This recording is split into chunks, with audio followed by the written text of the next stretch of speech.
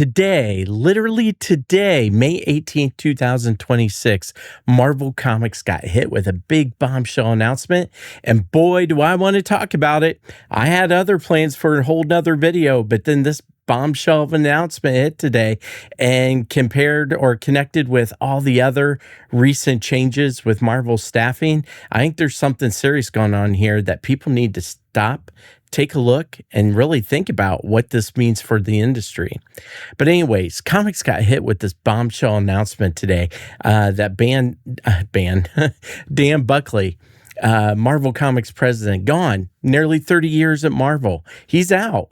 Over a month ago, David Gabriel, the man arguably most responsible for keeping Marvel publishing in the black for 2 decades, he was gone. 23 years. And he was out. 3 senior editors with decades of combined comics editorial experience, they're gone too. Communications director, he's gone. All of these layoffs taking place. But what's more important is in their place, there's a television executive and a music industry brand manager now. I mean, this just isn't a personal shuffle. This is a statement about what Disney thinks Marvel Comics really is and what they think it's for. And it should, if you ask me, really worry every Marvel fan paying attention. Let me start with Dan Buckley, because I don't think the full weight of his departure is landing quite the way it should. Dan Buckley joined Marvel in 1994. He became publisher in 2003, and he served as president of Marvel Entertainment for 22 years. Let that set for a second. 22 years as president of one of the most important publishers in American pulp culture history. He took over a company still clawing its way back from bankruptcy, which Marvel had filed in 1996, a genuine, humiliating corporate bankruptcy. And by the time Buckley was fully in charge, the mission was survival first, then rebuilding. And that's exactly what he did. He oversaw Civil War, Secret Wars, more recently the Krakoan era of X-Men. He presided over the rise of Marvel and the MCU and navigated every market upheaval between then and now. His title actually changed last year from president down to head of Marvel Comics and franchise. That demotion, in retrospect, was probably the first signal that his time was running short. I mean, Kevin Feige's send-off in the official announcement was gracious, praising Buckley's tenure across major events and expansions. But read that statement carefully, because Feige's really praising the past. There's nothing in it about the future. No vision Buckley was part of. No projects he was guiding forward. It's a clean goodbye dressed up as a big old thank you. And here's the detail that I think really stings. One Marvel source quoted in the industry coverage had described the wave of layoffs as, and I want to be careful here, but had described them as the inevitable consequence of becoming part of a massive entertainment conglomerate focused on stock value. Now, that's not a disgruntled outsider in the industry. That's someone inside the building watching colleagues get walked out. I mean, Buckley wasn't just a title or a resume. He was institutional memory. He understood comics as a medium, not just as a content category. And that distinction is exactly what's at stake with everything that comes next. Now, I'm not going to take all the blame away from Buckley or make it sound like he got pushed out on his own. To be honest, the work he'd been doing in the past several years hadn't really been doing too much. His changes, his everything he tried to do really fell flat. And so in some ways, his being pushed out is really, or was really, inevitable. So Buckley's exit, didn't really happen in isolation. It's the headline on a story that's been building really since the initial layoffs back in April. Disney's new CEO, Josh D'Amaro, I believe that's how you say it. Apologize if it's not. Announced a reduction of roughly 1,000 employees across the company. Marvel took approximately an 8% workforce hit. Both offices, Marvel Entertainment in New York, Marvel Studios in Burbank, were both affected. Film and TV production, comics franchise, finance, legal, visual development, it was all across the board. Over on the publishing side, the losses are equally significant. David Gabriel, the senior vice president of print sales and marketing, who'd been at Marvel for 23 years, was let go. Comic Tom 100 put it plainly when the news broke, saying that without Gabriel, there might not be a Marvel Comics to talk about. He was the person who kept the lights on from a business standpoint for 2 decades. 2 decades. And the 3 senior editors also gone. Lauren Bissom, who had been at Marvel over 6 years working on the kids line and Marvel Zombies. You have Devin Lewis, 13 years at the company working on Moon Knight, Daredevil, Punisher, and Darren Shan, over 10 years primarily on the X-Men titles. These aren't peripheral figures. They were the people with their hands on the work.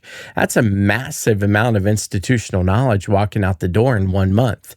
And if you've ever seen the impact of what loss of institutional knowledge can do, you would know exactly what I'm talking about.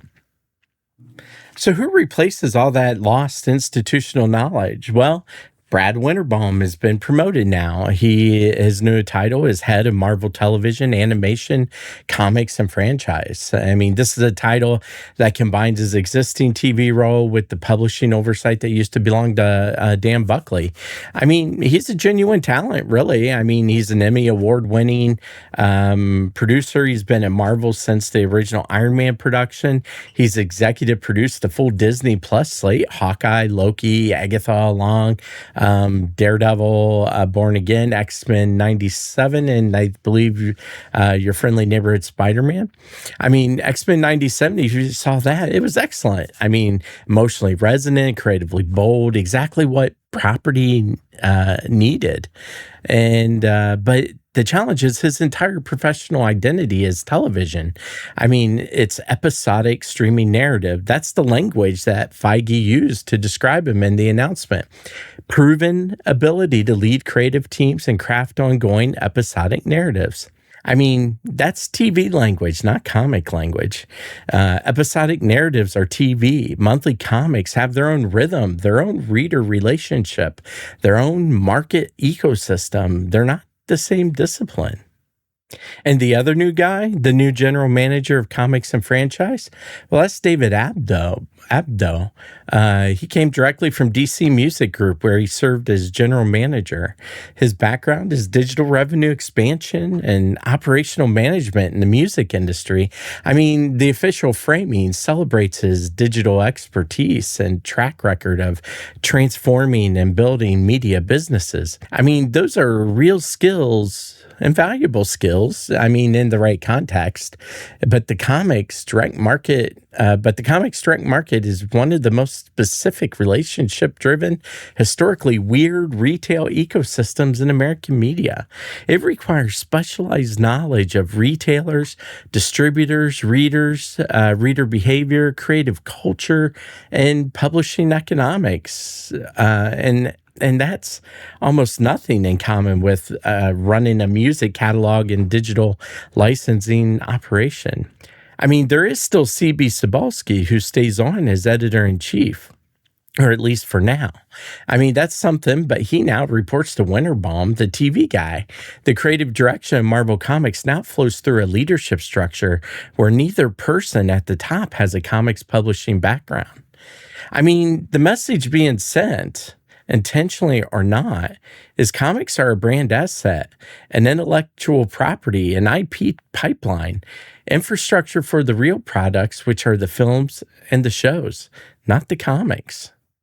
And that should scare the hell out of collectors. Let's take a look at this from Disney's perspective, really. Disney doesn't blow up 30 years of publishing leadership without a reason. So, I mean, what's that reason? Well, it's basically the scoreboard. For the first time in this century, and I want you to feel the weight of that phrase, this century, Marvel Comics lost its position as the number one publisher in American comics market share. DC took it away from them, and DC didn't do it with gimmicks or stunts. They did it with the absolute universe, a line I covered in one of my last videos that's been building real sustained readership month after month. I mean, Absolute Batman alone hit double-digit printings. That doesn't happen in this market today. DC wasn't just winning, they were embarrassing Marvel on the one turf Marvel's owned for a generation. And well, then, the Eisner nominations came out a few weeks ago. The Eisners are the industry's prestige award, kind of like the Oscars, but the Oscars for comics. And the 2026 nominations are a roadmap of where the creative energy in comics actually lives right now. Best Continuing Series, Absolute Batman, Absolute Wonder Woman were both nominated, 2 of 5 slots. Marvel has Storm as its lone nominee. Best One Shot, 2 Absolute Universe titles nominated for Best One Shot.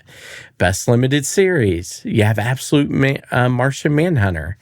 Best New Series, Batman Volume 4. Marvel has, Black Cat is the best new series. Best Writer, Scott Snyder for Absolute Batman. Kelly Thompson for Absolute Wonder Woman.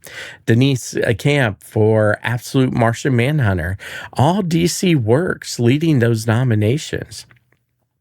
Best Penciler Anchor, Javier Rodriguez, Hayden Sherman, Chris Somney. Sorry if I slaughtered names. But those are all DC nominees. 0 pure Marvel nominees in the category.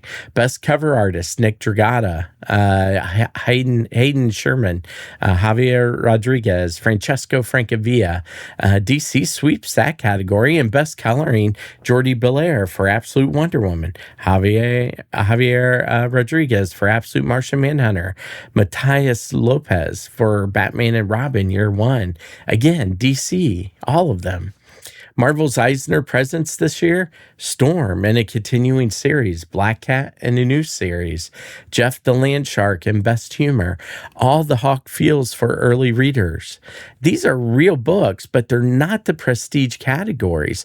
Marvel isn't just losing the sales race, they're losing the critical credibility race at the same time. When you add the underperforming MCU box office to that picture, a franchise that has been really struggling to recapture that dominance and cultural geekdom it had through Endgame. Disney's new CEO, DeMaro, whatever it is, hopefully I'm close, he's looking at a company that's losing on every front simultaneously. And his response is, new leadership, new structure, and new priorities. Okay, here's what I think people are underreacting to. This isn't just about who sits in which chair. It's about the philosophy those chairs now present or represent. When you put a television executive and a music industry operator in charge of a comics line, you're making a statement about what comics are for. And the statement is comics are infrastructure. It's a place where IP gets tested, characters get introduced, and storylines get developed before they're elevated to the formats that actually matter to Disney's bottom line. And that's film and streaming, not comics. That philosophy isn't new at Marvel. It's been lurking for years, but there were always comics people at the top who pushed back against it, who argued for the medium on its own terms. Buckley wasn't perfect. No executive with 30-year run is, but he understood that monthly comics have their own value, their own culture, their own relationship with readers. That can't be reduced to IP scouting. That voice is now gone from the top of the organization. And here's where it connects to the argument I keep making across this channel. And I apologize for saying it for the millionth time, but gimmicks create moments. Creativity creates fandom. When you treat comics as a brand asset, you start optimizing for moments, variant covers, relaunch number ones, crossover events, short-term spikes. Marvel's been leaning on that playbook heavily for years now, and it works briefly every time, and it erodes something a little more with each cycle. It doesn't keep that bump as long as people had hoped. Now, what DC figured out with the Absolute Universe, and what I laid out in my video about the Absolute Universe, is the opposite. You give creators room. You make a real promise to readers. You deliver month after month after month after month, and you build trust. That's not brand management. That's how you make fandom. And now the people who might have pushed Marvel towards that approach are being replaced by people whose entire professional toolkit is brand management. That's the danger here. Not this quarter, not even next year, but 3, 4, 5 years from now, when the creative pipeline starts reflecting the philosophy of the people running it, well, you know what's going to happen.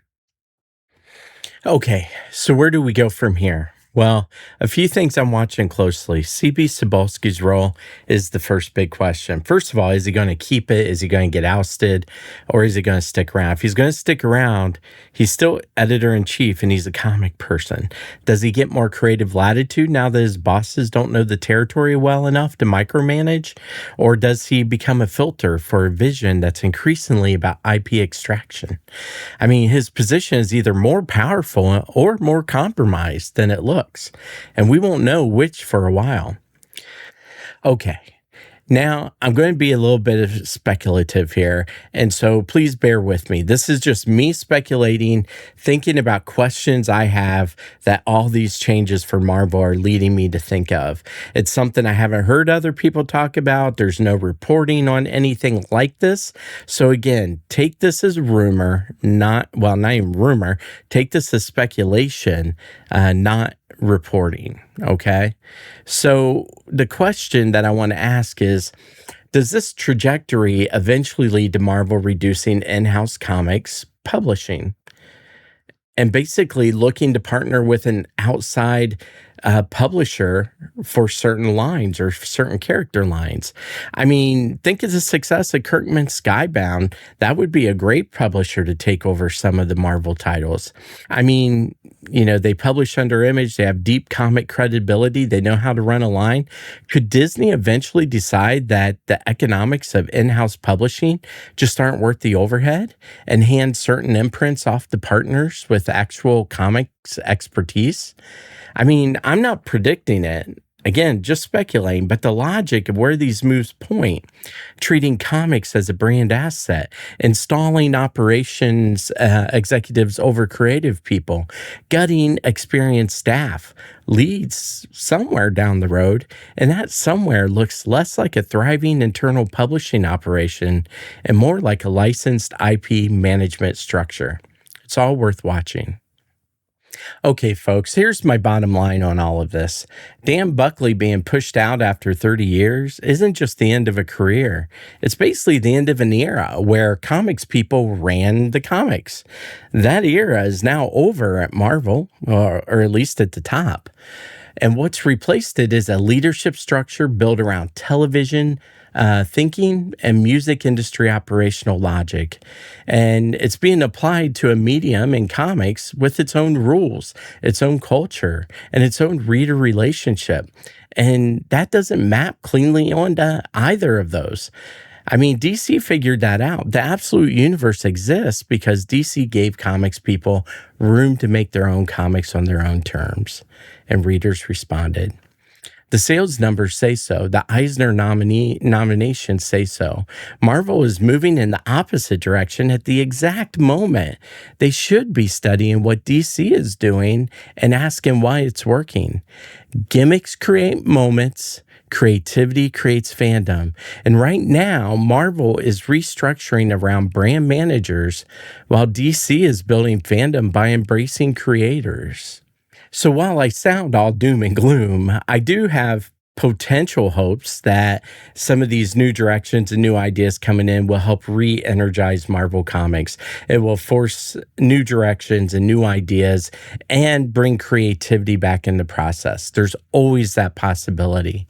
But there is a clear indication that what Disney wants an IP pipeline for their movies and streaming. But in the end, we'll all have to see. Only time will tell, and we will see where it goes. But for now, I'm worried, I'm cautious, and I'm going to continue to tell these stories. So thanks once again for joining me as I share all of the thoughts bouncing around in my head. If this is your first time here, welcome. And whether this is your first time or not, don't forget to hit that subscribe and like if you enjoyed the content. And make sure to share the video if I earned it. And I guess that wraps us up. And so I will see you all next time. As always, stay geeky, my friends. Stay geeky. And I'll see you all later.